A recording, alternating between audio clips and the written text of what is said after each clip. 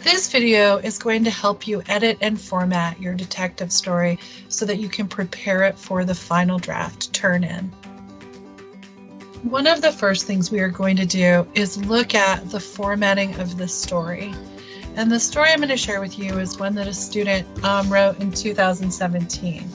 So when I look at the file that I have here, I see that this is not formatted correctly, and let's fix that. So we're going to select all, and one way we can select all is choosing Control A. And when we hit Control A, we see that the whole document is selected. This paper needs to use Times New Roman. So we're going to come over here to the font, and we are going to, it's a recently used font for me, so it might be here, but you can also type in Times New Roman and it'll come up and you can choose Enter. And now it's formatted correctly with the right font. However, it needs to be 12-point font. So we're going to drop down this menu right here and we are going to choose 12. So now we're looking at a paper that is Times New Roman 12-point font.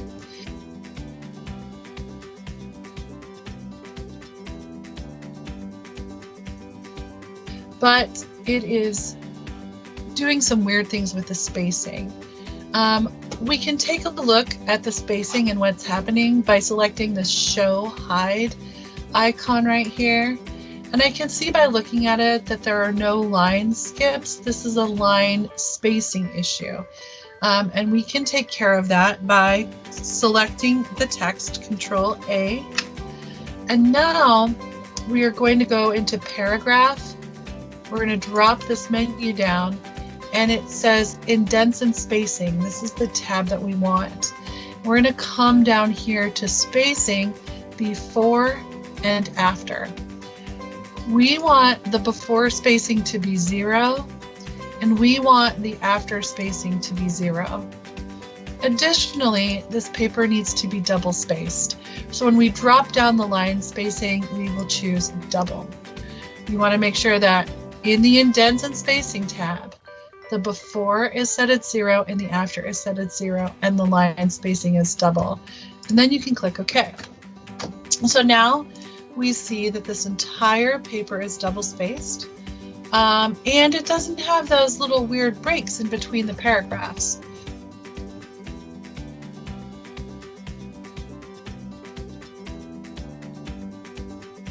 However, we do need to indent the paragraphs. So we are going to select the document by doing a left click and just dragging down because we don't want to indent the heading. Or you could select all and just fix the heading. It's up to you. All right, now I'm going to go over here to these features right here. If I want to move everything in, I'll click the square box that says left indent. If I want to move the lower part of the paragraph in, I would click on the lower triangle and move it in, but I don't want to do that because that's not how we indent paragraphs. So I'm going to make sure that I select this upper one that says first line indent, and I'm going to drag it to the half-inch mark.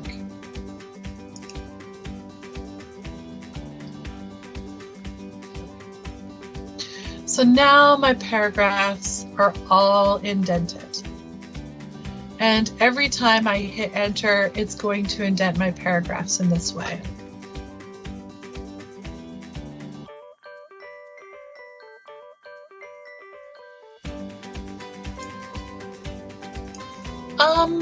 This paper is 12 pages though, and the highest you can go is 11 pages.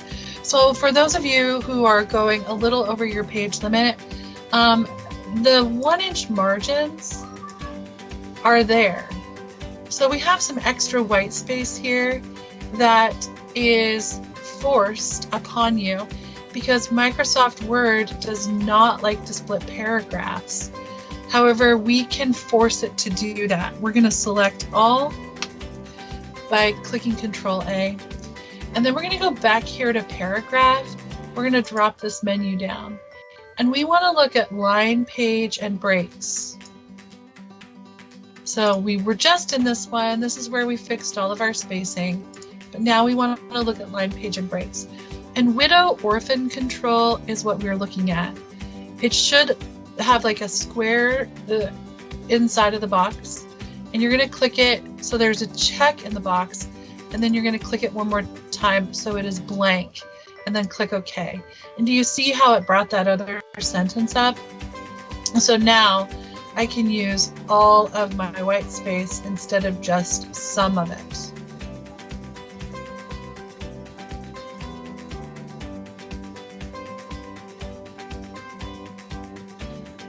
Because this paper is 12 pages and it can only be 10 pages long, we need to think of ways to cut it. Oh my gosh, look at this. We're barely at 12 pages. I'm going to delete that extra line. Here's one way you might consider cutting your story. You might consider counting how many lines need to be cut. So I see 1, 2, 3, 4, 5.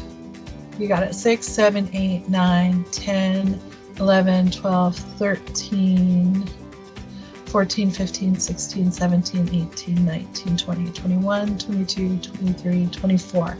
So 24 lines need to be cut. Here is what I want us to think about as we consider cutting. We're going to look at the end lines of paragraphs. Look, we have all of this white space right here, used up by this single word.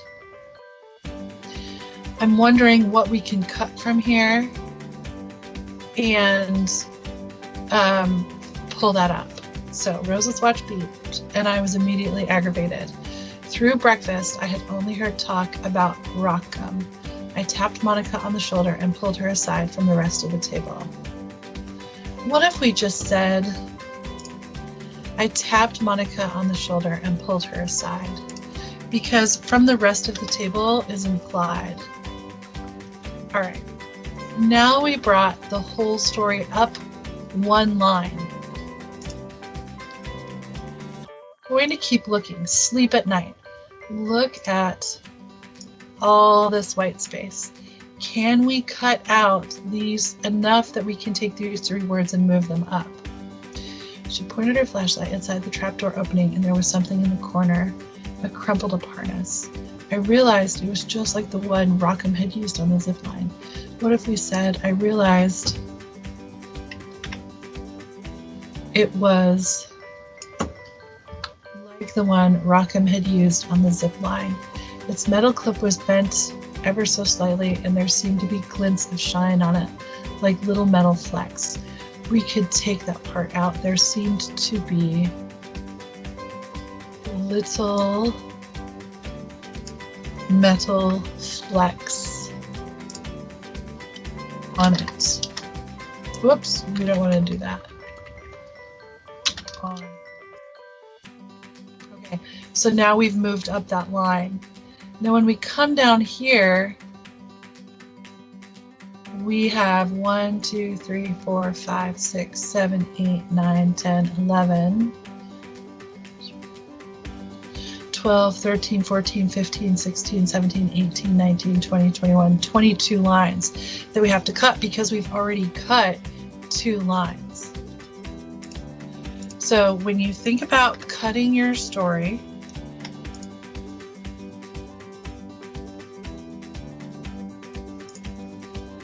you are going to look at the short lines, and I would say anything that has 6 words or less, 6 are ones that you want to cut. This dialogue, probably we need to keep the dialogue, but if it's more than 6 words, it might not be worth your time. So there's 3 right there we could cut right away. So think about that. How can you take the white space that you already have and move up lines as you revise?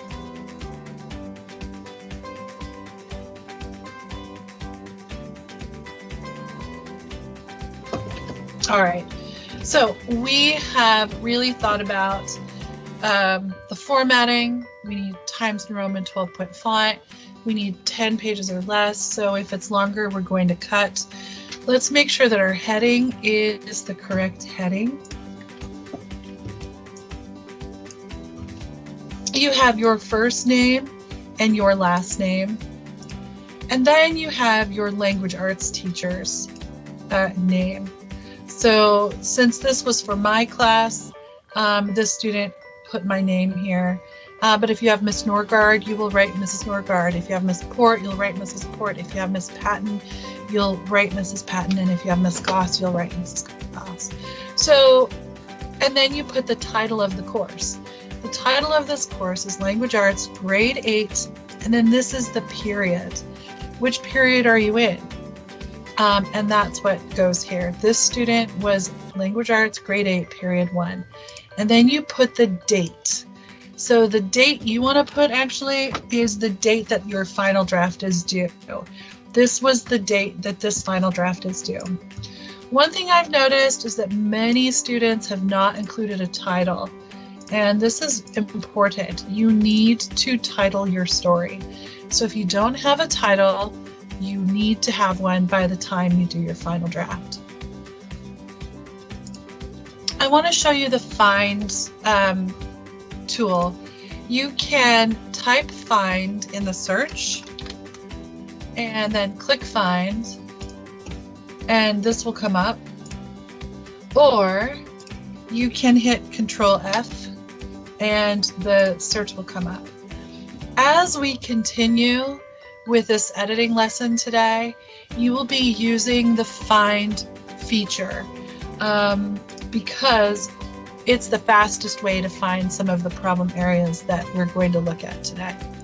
We'll come back to this document momentarily, but now let's take a look at the grammar corrections that we need to make. Your and your. I love, this is all memes. I love these grammar memes. Your dinner versus your dinner. One leaves you nourished, the other leaves you dead. Correct grammar saves lives. So your, Y-O-U-R, is the second person possessive pronoun. You would say your phone. Y-O-U apostrophe R-E is a contraction of you and R. You're beautiful. If you're not sure which it is, say you are. You are beautiful makes sense. So it's apostrophe R-E.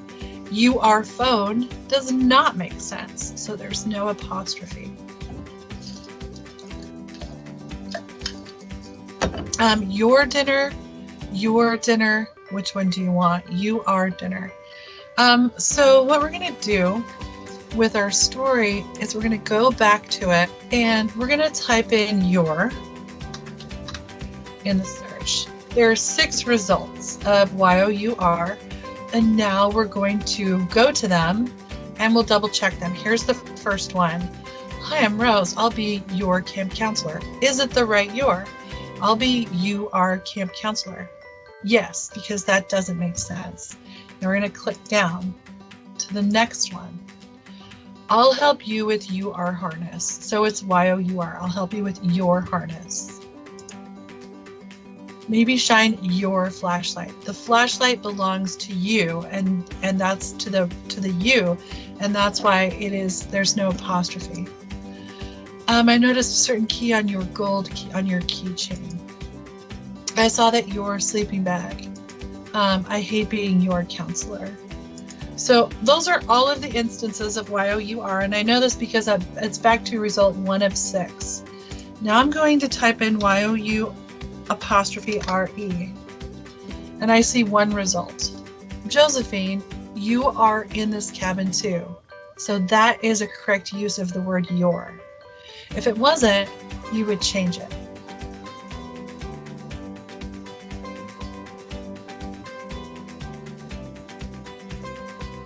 Next, we're going to take a look at there, and there. So there is a location. The zombies are over there. It also has the word here in it, which is also a location. Their, T-H-E-I-R, is a third person possessive pronoun. Their limbs are falling off. The limbs belong to them. This is the spelling of it. This has the word air in it, which is also a person. Their, T-H-E-Y apostrophe R-E, is a contraction of they, a third person pronoun, and are, which is a type of verb. They are going to eat us. So you ask yourself, is this a location? If it's a location, you spell it with the word here in it, H-E-R-E. You ask yourself, is this a person, or a group of people rather? If it is, you spell it with the word heir, H-E-I-R, which is a person who inherits something in it. And if it's a pronoun with a verb, they are, then you have the apostrophe, R-E. And if you're not sure, say they are. The zombies are over, they are. They are, limbs are falling off. It doesn't make sense when you do it that way. So now we're going to go back into our document and we're going to search for these. T-H-E-I-R.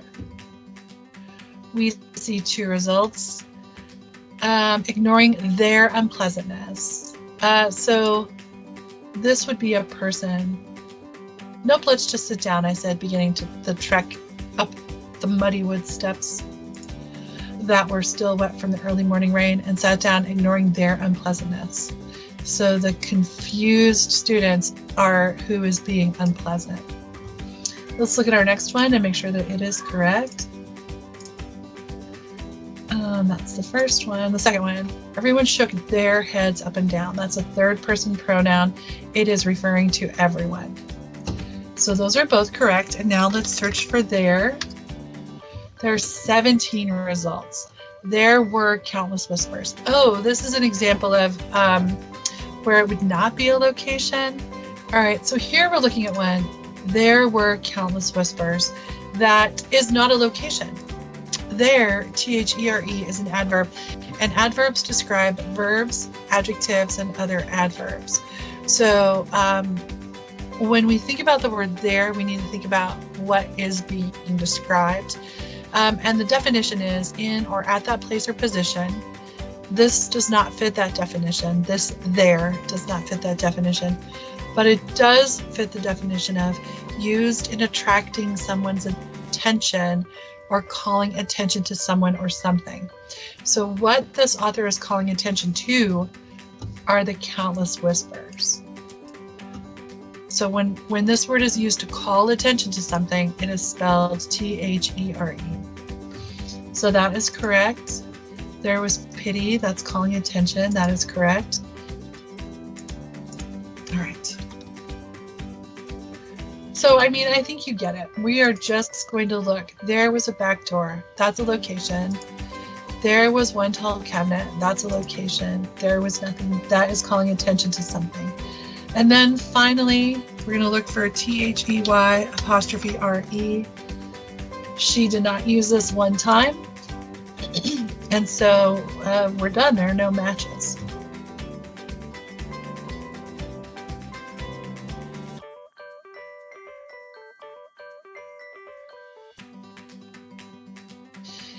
Its and its. So its is a possessive pronoun. The cat hurt its paw. The paw belongs to the cat. And normally when we show possession, we do use an apostrophe, but this is an exception to the rule because its, it apostrophe s, is a contraction of it and is, or it and has. It's come to our attention that students have failed to bring their teachers chocolate every day. It's such a shame. So it has come to our attention. It is such a shame is what that apostrophe is asking for. Now, when we go back to our Word document, we're going to just type that in. Now, this one you might want to do a space first. Space, ITS, space. We see 4 results when we do it that way. If we were to just type in ITS, it's going to get every single ITS combination, and we see 5 results, and it is in the word bits, which is right here. So sometimes putting that space in helps narrow out those combinations like we saw in gathered for there. It's metal clip. All right. Is this spelled correctly, or does it need an apostrophe? And if we're not sure, we say it with it has or it is. It is metal clip. It has metal clip. That does not make any sense at all. So there's no apostrophe here. Let's do one more. It clinked against its neighbors. It is neighbors. It clinked against. It is neighbors. It clinked against. It has neighbors. So we leave that one the way it is. There were no matches for IT apostrophe S in this paper, but if you were to find some in yours, you would do the same thing. It is going to be okay. It's going to be okay. So you would just say it out.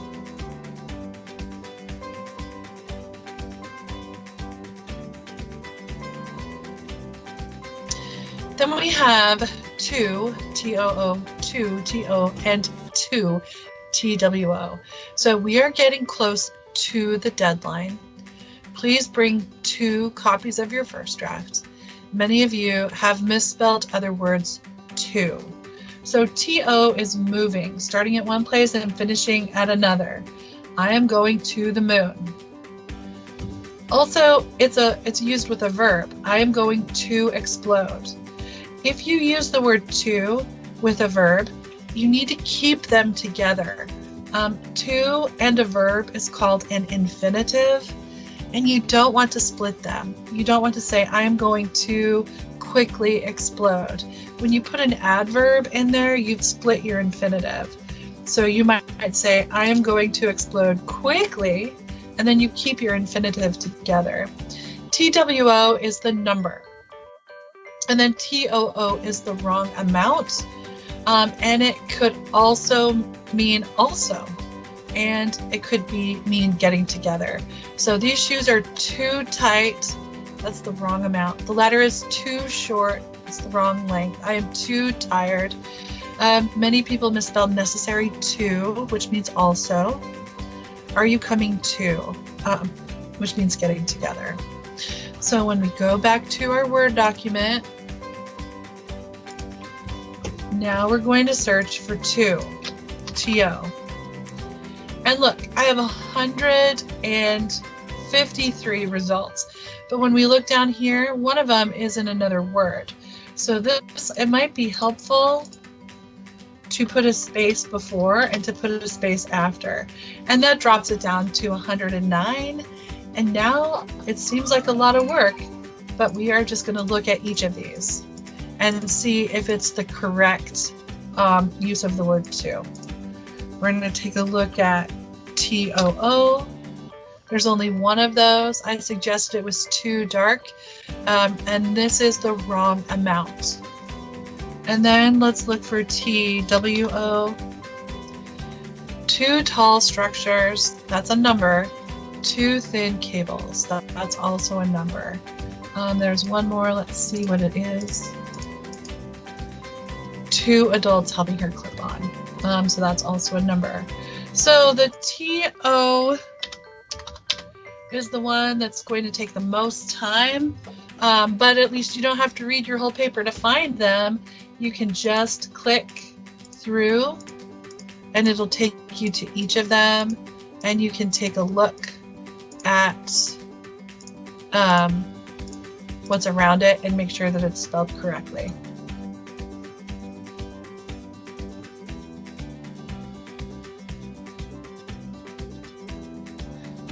Many of you have used the word yeah and okay in your story.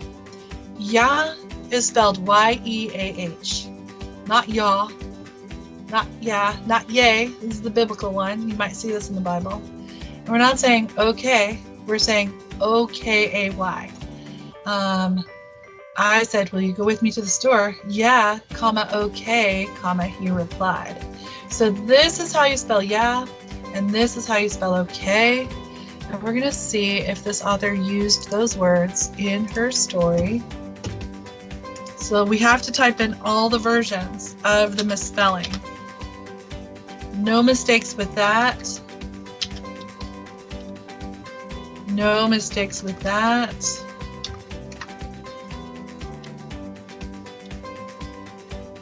No mistakes there because it says no matches very clearly right here. Did she use the word yeah? Let's double check that. 4 times. The most important thing in using this word is that she spelled it correctly. Now we're going to look for okay. We're going to type space, okay, space. Otherwise, we'll get every single combination of okay. No matches there. So now let's try okay, AY, and see if she did not use okay, that word, in her story.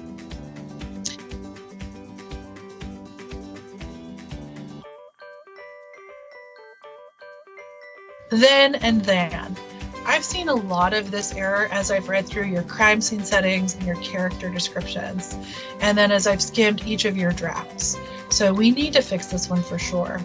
I like this meme. I'd rather eat steak than a person. I'd rather eat steak than a person. Then is a sequencing of events. I lit the coals, then put the steak on the grill. Then introduces the second element in a comparison. For example, I am smarter than my sister, but she is kinder than I will ever be, because my heart is more cold and dead than Bieber's acting career.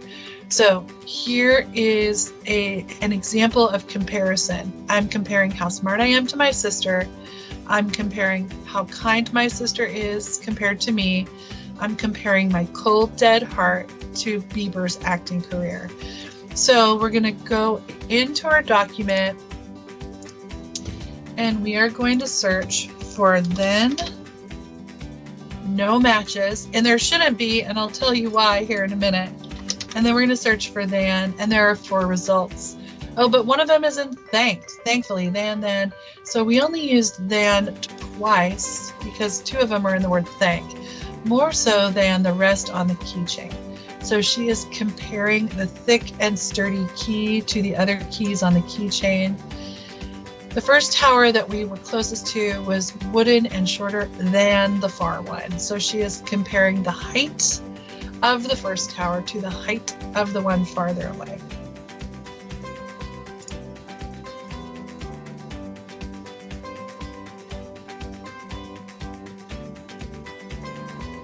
A lot.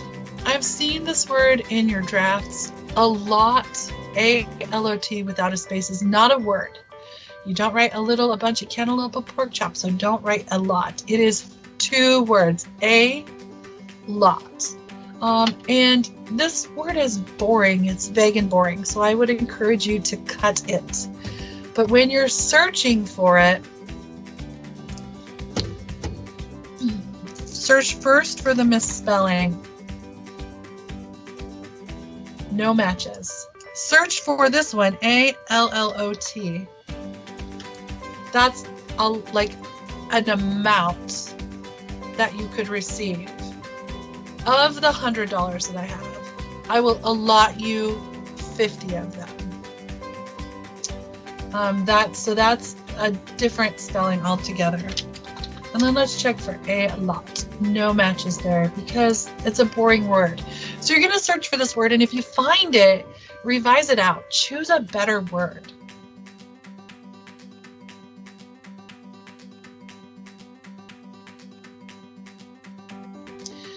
Okay, so now we're starting to look at grammar rules. We've been looking at homophones and spelling, and now we're going to look at the rules of grammar. And here are the rules.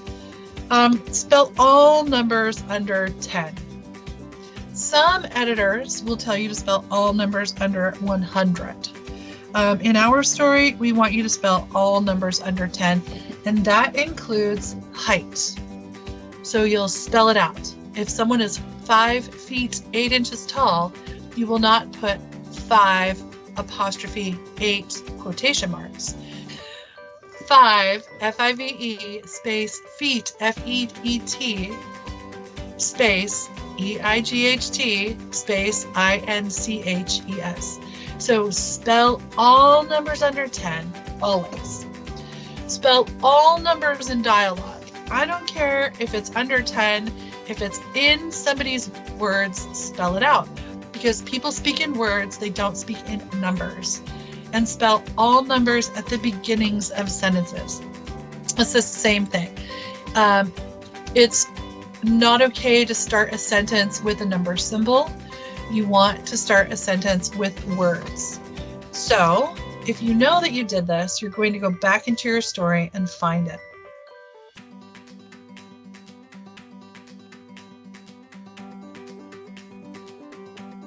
Here are forbidden words. Then is forbidden. Find another transition word to show jumps in time. Then is really boring.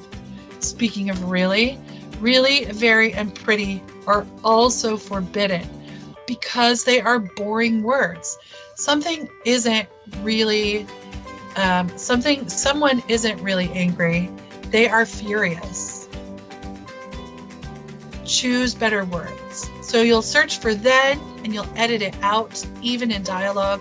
You'll search for really and you'll edit it out and you'll choose different words. You'll search for very and you'll search for pretty and just edit those out. Choose different words.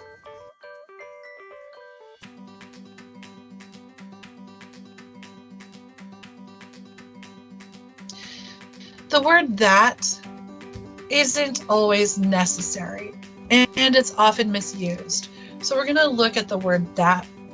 Here's one that is necessary. Hand me that book. That is a demonstrative pronoun. It is demonstrating something, the word that. Oftentimes we use the word that as a filler. We're not demonstrating anything.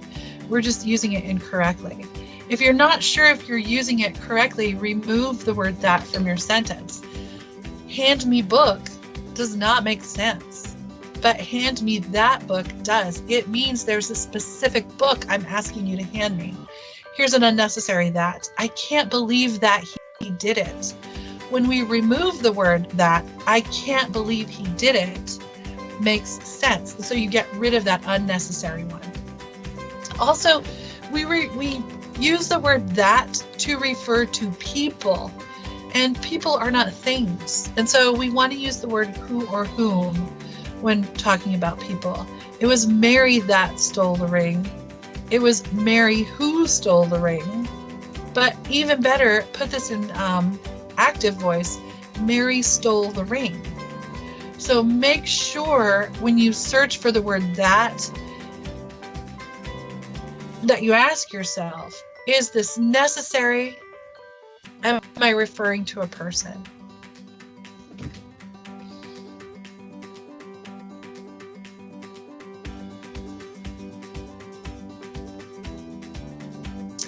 We are also asking you to revise out crass or crude slang words, including swear words, because we don't want to read these cliche, trashy words.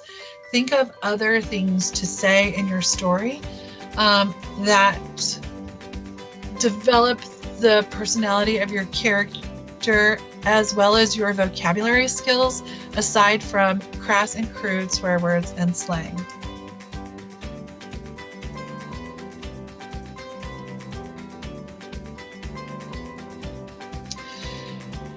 Definitely versus defiantly. I want you to do a search for both of these because here's what happens. You don't know how to spell definitely, and so you misspell it. And then when you use spell check, you don't pick the right one. You pick defiantly when you really meant definitely. So I see sentences like, she definitely went to the store with him last night.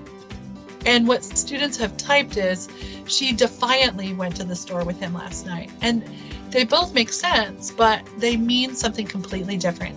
So just do a search for these two words, a double check, and make sure that you've spelled it correctly.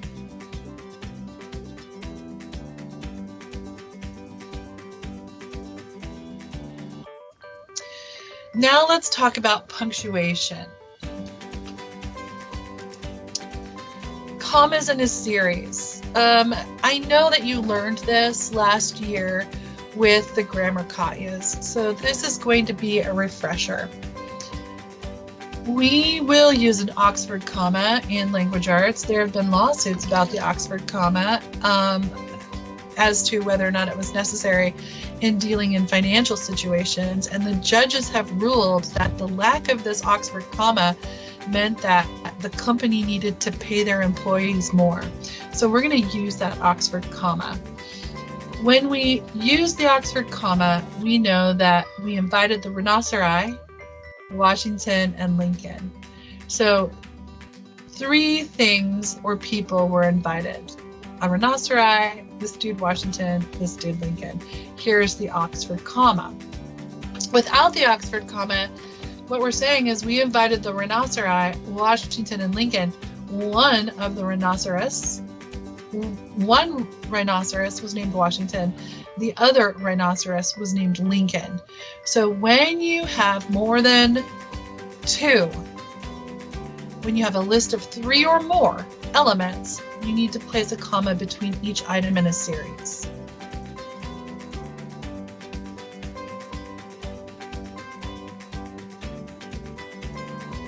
Periods at the ends of sentences.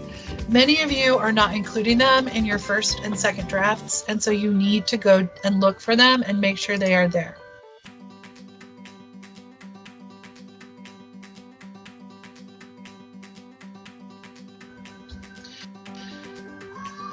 Use quotation marks around words someone is saying. So, get to work, Mrs. Huff screamed. Your rough draft is due Monday. Mrs. Huff is saying, get to work.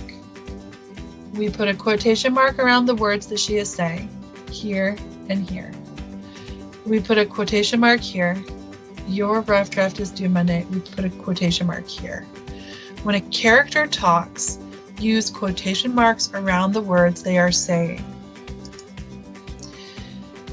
Make sure all of the periods, commas, question marks, and exclamation marks go inside the quotation marks. This comma is before the end quote. This period is before the end quote. The characters, punctuation to their words go inside the quotation marks. Don't capitalize the speaker tag following a question mark or an exclamation mark. It's still all one sentence. So here's how you might end a sentence. You could end it with a period, an exclamation mark, or a question mark. It is permitted in dialogue to use exclamation marks and question marks as part of your quote in the middle of a complete sentence. So look out. Look out is what Marjorie is shouting. So we have a quote, we have a capital L, we have an exclamation mark, we have a quote. This is Marjorie's sentence. She says, look out. But this is the author's full sentence. Because look out is part of a bigger sentence, shouted does not get capitalized. Now, Microsoft Word will tell you that it does need to be capitalized, and this is one of those instances where Microsoft Word is wrong. And it's wrong because it only sees the punctuation. It doesn't see the whole rest of the big picture. Here's another example. Say what is Brendan's sentence? So we have Marjorie's sentence. Say what is Brendan's sentence? But the author's sentence is say what asked Brendan as he was eating. And because say what is part of a bigger picture, asked is lowercase. Okay, so when you use a speaker tag at the beginning of a sentence, he said you will be fine. Then you want to make sure to put a comma before the quotation marks to set off what the person is saying. And this guy needs a period right there. So we set off speaker tags when they're used at the beginning of a sentence. We set them off with a comma. And to be clear, he said is the speaker tag. When you have a new person speaking and you have a speaker tag at the beginning of a sentence, then you want to capitalize that first letter of the person's sentence. So that's just something to keep in mind. If the speaker tag comes first, and to be clear, this is the speaker tag, remember we're going to set it off with a comma, and we need to capitalize the speaker's first word of their sentence. When you have a character sentence that is followed by a speaker tag, like said Mrs. Huff, Johnny said, and Mrs. Huff said, and the sentence ends with a period, you would change that period to a comma. And the reason we are changing the period to a comma is that the character sentence is this is a major grade, but the author's sentence is this is a major grade, said Mrs. Huff through gritted teeth. And that is the same thing that happens here. We know is the character sentence, but the author's sentence is we know Johnny said, rolling his eyes in a typical teenage fashion. Don't forget your rough draft is due Monday is Mrs. Huff's sentence, but the author's sentence is don't forget that your rough draft is due Monday. Mrs. Huff said confident her students would come through by Monday. Then, of course, you use regular punctuation at the end of the entire sentence. There's a period after teeth, there's a period after masterpieces, and there's a period after Monday. Finally, because this is not the end of the author's sentence, the speaker tag remains uncapitalized. In this instance, Johnny is a name and it is a proper noun, so it is capitalized. And the same with Mrs. Huff. Mrs. Huff is a noun and is a name and it is a proper noun, so that it is capitalized as well.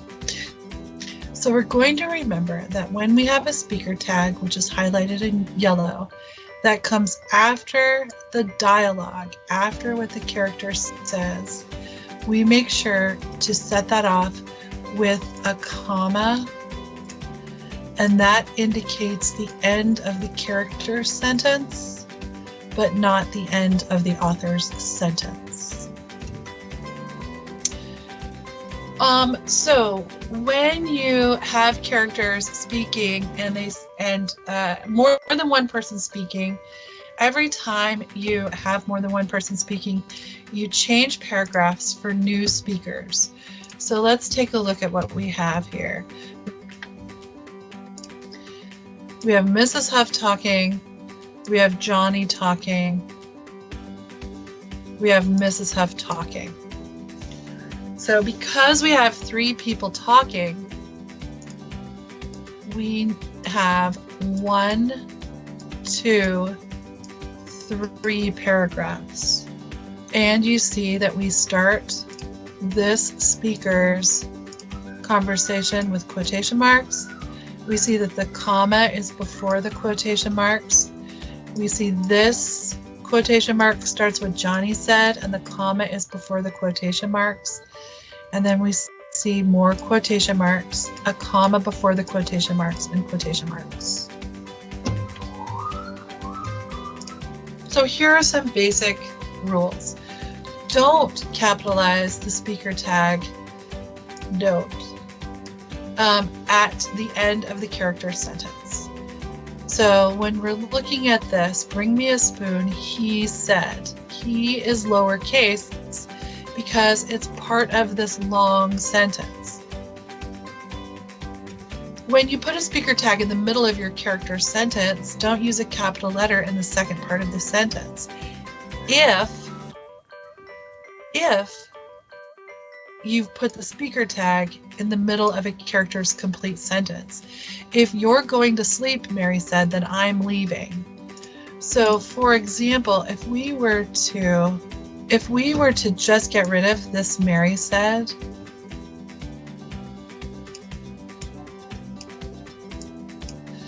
if you're going to sleep, then I'm leaving, this is a complete sentence. And that is why this T is lowercase. But when you put a speaker tag in the middle of it,